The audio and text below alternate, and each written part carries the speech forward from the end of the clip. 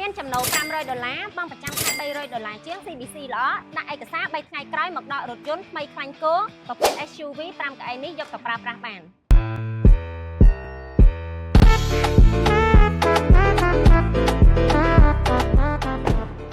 នេះគឺជារថយន្ត model Sang-Chi ដែលជារថយន្តរបស់ក្រុមហ៊ុន Dongfeng ដែលជារថយន្តប្រភេទ SUV 5កៅអីបែប Sport លក្ខណៈគ្រួសារខ្នាតកណ្ដាលដែលមានសមាជិក5ទៅ6នាក់តម្លៃក៏ពិសេសត្រឹមតែ$23,900បូករួមជាមួយនឹងការថែមជូនជាច្រើនមុខបន្ថែមទៀតមានដូចជាកាមេរ៉ាជើង VIP មួយឈុតប្ដូរភ្លើងម៉ាស៊ីន6ដងធានារយៈពេល5ឆ្នាំហើយនឹងមានការអ៊ុតស្កុត UV ការពារកញ្ចក់សម្រាប់ពុកម៉ែបងប្អូនដែលកំពុងតែមានចំណាប់អារម្មណ៍អាចអញ្ជើញមកដល់ទីតាំងក្រុមហ៊ុនបានចំពោះរថយន្តមាននៅក្នុងស្តុកអត់ចំណាយពេលរងចាំយូរសម្រាប់ព័ត៌មានលម្អិតពុកម៉ែបងប្អូនអាចឆាតចូល Page ឬក៏ Link Telegram បងប្អូនដាក់នៅខាងលើចំពោះទីតាំងក្រុមហ៊ុនស្ថិតនៅតាមផ្លូវសហព័ន្ធរុស្ស៊ីបងអូននីកាសូមអរគុណ